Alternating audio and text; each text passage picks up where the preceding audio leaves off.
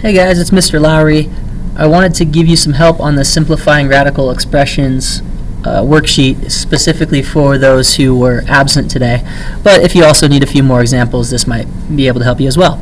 So I'm going to go through one or two problems in each section and show you how you can use the rational exponent property, also known as the fractional exponent property, to simplify what we call radical expressions. Okay, so a radical expression, first of all, is an expression that has a root in it. So you'll notice that all of these have roots in it of different kinds of roots. These are all square roots, for example. This is a cube root because it has what we call an index number of 3, and this is a fourth root, it has an index number of 4. When we see a square root, that doesn't usually have a number, but we can also remember that this is actually an index of 2. That's like a 2 root. Okay, so we want to simplify these things that have radicals in it. Radical expressions. Now what we're going to use to do this is the rational exponent property, or also called the fractional exponent property. Okay, so what that looks like, we talked about this last week, is if you have something and you write it with a like a fractional exponent, something to a fractional exponent power, you can rewrite that as a root. So you got an m in the numerator of this fraction and an n in the denominator, and that fraction is an exponent. So this bottom number of the fraction, the denominator, this becomes the root index, right? So that's like the kind of root that you have. This is the nth root. And then you can take that that base a and you can write it to the power of m. Okay, so that's the rational exponent property, or sometimes called the fractional exponent property.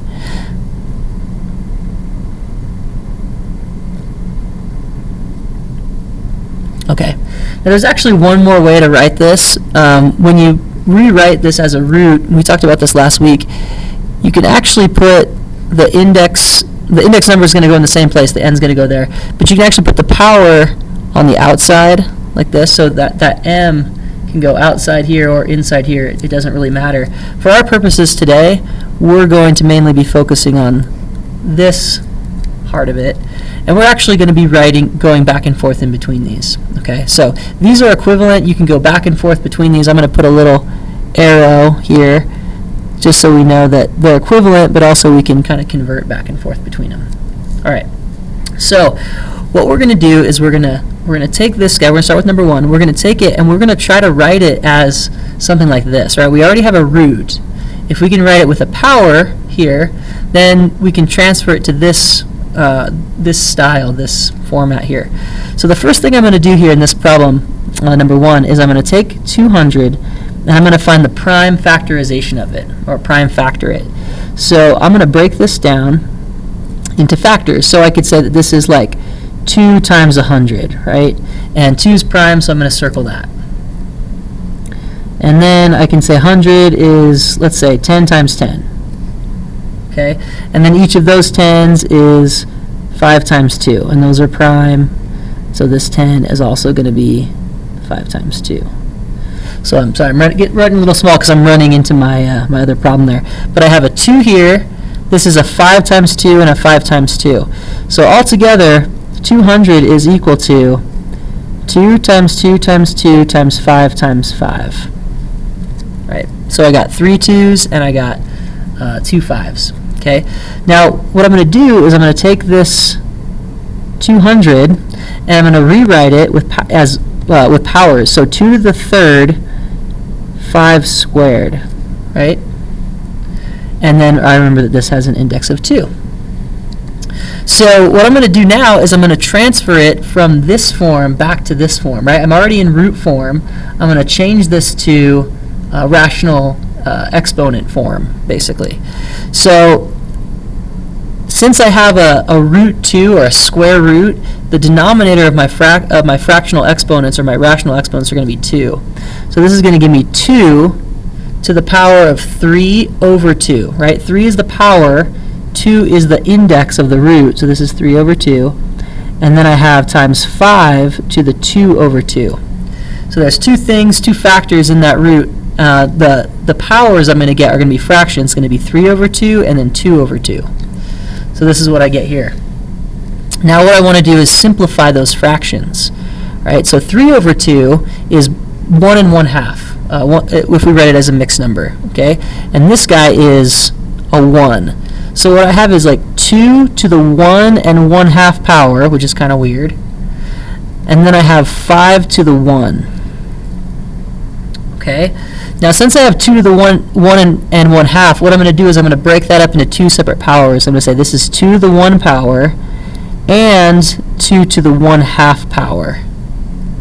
Okay, and then I also have 5 to the 1. Now what I'm trying to do here, my goal here, is to get everything that has a whole number power away from the stuff that has the fraction powers. I'm trying to separate the whole numbers that I can get from the fractions that I'm left over with. So this is a regular 2 and a regular 5, so I just have 5 times 2, and then I have that 2 to the 1/2 power, so just kind of rearranging that. Now 5 times 2 we can do, that's 10, and then I have 2 to the 1/2 power left over. And since I can't really do anything else with that, I'm just going to rewrite that as a root. So it's going to be a 2 root, right, because the denominator here is a 2, okay, and it's going to have a 2 inside to the 1 power. I'm not going to write that root 2 or that 1 because I don't really need them. This is my final answer here. Right. So what we're doing is we're writing the exponents as fractions, because if we get a mixed number or something that simplifies, we're going to end up with some whole number exponents that we can kind of get away from the rest of the root. So this is doesn't come out nice. Square root of 200 doesn't come out nice, but we can do something with it. We can simplify, and we're going to keep doing that on some of these other problems here. All right, so let's take a look at number 7. So now the difference here is that this is a third root. Okay, so you can actually see that index number there. We call that the index number. Okay, but the first step is going to be the same. I'm going to prime factor this guy. So 320 I can break down into, let's say, 32 and 10, and the 10 is a 5 times a 2. So those are 2 prime factors. Okay, now the 32 I can break down a couple different ways, but if I go 8 and 4, then this is going to be 2 times 2 times 2, and this is 2 times 2. So I'm kind of running out of room here, but I'm going to have a 5 times a 2, right? 5 times 2 are 2 of my primes, and this 4 breaks down into 2 more 2's, 2 times 2, and this 8 breaks down into 2 times 2 times 2. Okay, so there's the prime factorization of 320. It's 5 times 2 times 2 times 2 times 2 times 2 times 2. So that should be 6 2's there. All right, so if I rewrite my root, I got the third root of 5 to the 1 times 2 to the 6th power. Okay. Now if I use my rational exponent property, I can rewrite these as fractions. So this is going to be the denominator, right? The index of my root is the denominator of my rational exponent, and then these are going to be the numerators of my rational exponent. So just using, again, this property here, I'm saying that if I have an nth root, that number, the index number, becomes the bottom of the fraction, the power becomes the top of that fraction, that rational exponent. Okay, so this is going to be 5 to the 1 over 3 power, and then 2 to the 6 over 3 power. So 6 is the power, and then 3 was the root, so 6 over 3 becomes my power. Now the great thing about this is going to simplify, right? 6 over 3 is just 2. So I have 5 to the 1/3, and then 2 to the 2 power. And now I can get that kind of, that whole number power out of there. 2 to the 2 I can do, that's just a 4. Right? And then this 5 to the 1/3, I can't really do anything with that. I can't simplify any further. I don't get any, there's no other 5's that are in there. So I'm just going to rewrite this as the third root of 5, and then I could put a 1 power on that 5, but I don't really need to. But remember, the 1 is the power, and the 3 is the root index. So this is my simplified version. So this and this are equivalent. This has got a third root. This has got a third root. It's just that there's some things in there that we can simplify as much as possible. So we pull that 4 out of there, or we get a 4 coming out. Okay. Now we can do the exact same thing with variables. In fact, the variables are a little easy to simplify than the exponents because they already are written as a fraction, which is, or sorry, as a power, which is nice. Remember that this is a root 2, so I want an index of 2 there. I'm going to zoom in a little bit here so you can see that better. Okay, so that's just a little 2. Okay. Square root. Now 75, if I prime factor it, I can do that as 3 and 25. And then 25 is 5 times 5. So altogether, I have the square root, remember that's the 2 root, of 3 times 5 squared times m squared. Okay, and then if we want to put a power on the 3, that's 3 to the 1 power. So we write everything as powers. That's why we prime factor it. And then we use the rational exponent property to rewrite it with rational exponents. So this is 3 to the 1 over 2. Remember that the index of the root is the denominator of your fraction. Okay, 5 to the 2 over 2. And then m to the 2 over 2. Okay, so this is great because 2 over 2 is 1 and 2 over 2 is 1. And so this 2 power and this 2 root, they kind of undo each other. This 2 power and this 2 root also undo each other. And we can see that when we simplify the fraction. So 3 to the 1/2 times 5 to the 1 power times m to the 1 power. Again, just simplifying the 2 over 2 and the 2 over 2 to 1 and 1. Okay, now this 3 to the 1/2 I can't really do anything with, but the 5 and the m are just, it's a regular 5 and a regular m, so I'm going to multiply those together. And then at the back, I'm going to put my 3 to the 1/2 power. So because I can't simplify it anymore, I'm just going to rewrite it. Remember, this is going to be a square root of 3 to the 1 power. So the index of the root is a 2. I don't have to write a 2 there because that's the default for a root. The power of the 3 is a 1. I also don't have to write that either because we know 3 is just 3 to the 1. Right? And there we go. That's my simplified version. Okay, let's take a look at the back. Okay, now number 17 is a little bit harder because it's got a third root, but that's no big deal. We can handle that. We just remember that the denominator of our fractions are going to be a 3. Let's start with the number, though, and prime factor it. So 56 is 7 times 8. Okay, so 7's a prime. And then 8, I can do a 4 times a 2.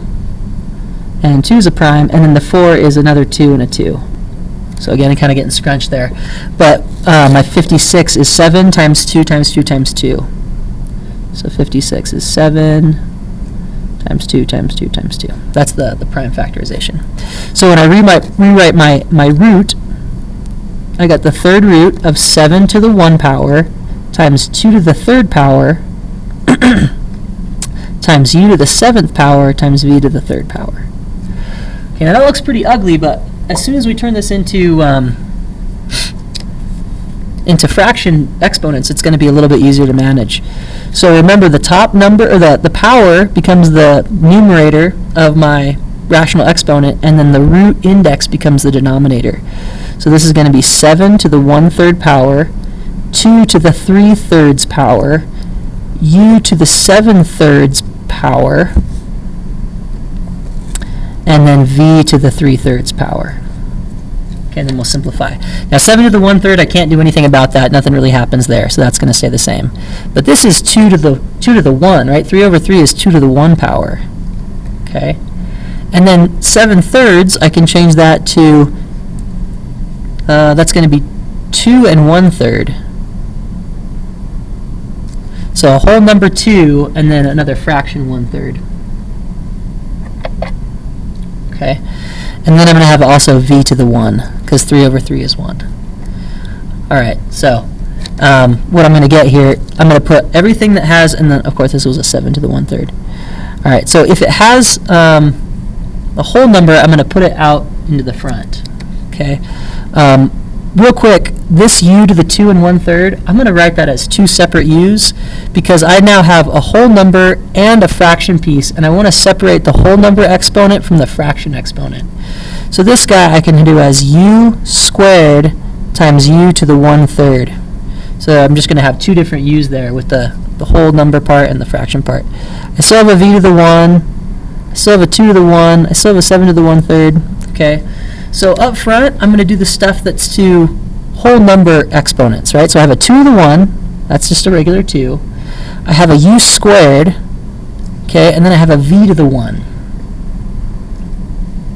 So 2u squared v. Now that's this guy, and this guy. Now what's left is 7 to the 1/3 and u to the 1/3. That's the stuff that I can't really simplify any farther. So since the bottom number is 3, the denominator of the rational exponent is 3, that means I'm going to have a third root. Okay, that's the denominator is the index of my root there. Okay, and then I have a 7 to the 1 power. Now I don't have to write 7 to the 1, I just write 7.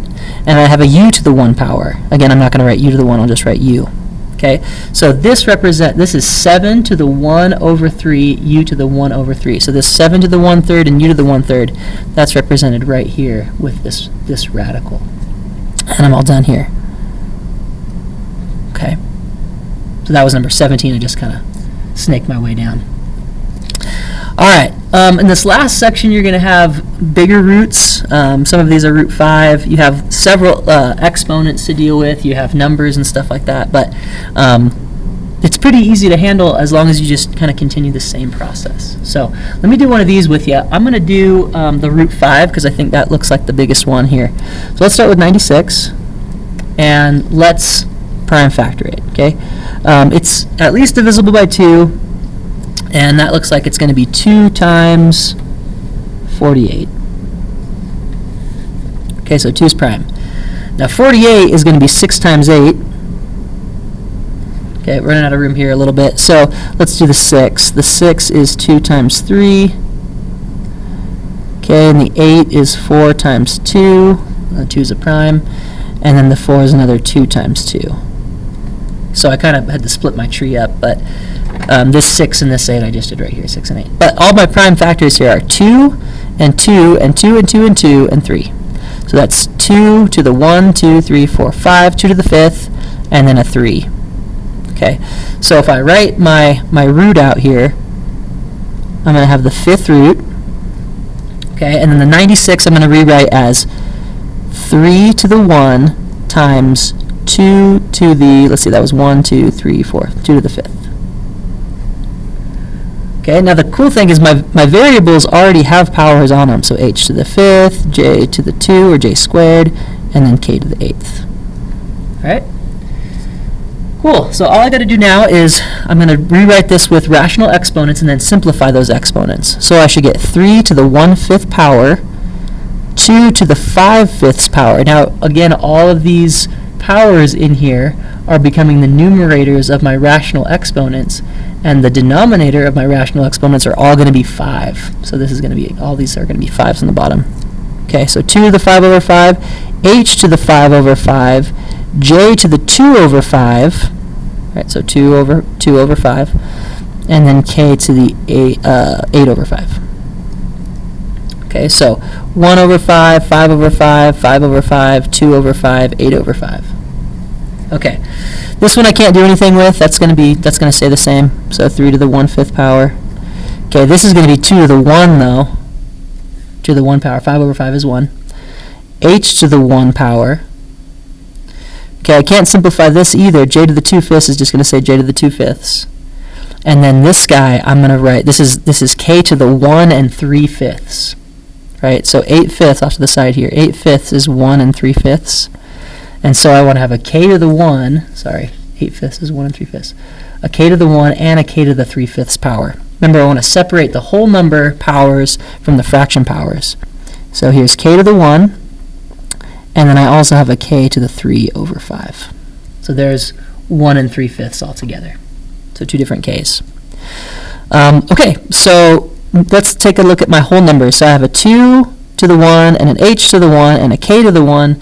Those are all just, regular numbers and variables. So 2hk is going to go outside of my root, and I'm going to kind of cross those off because I already took care of those.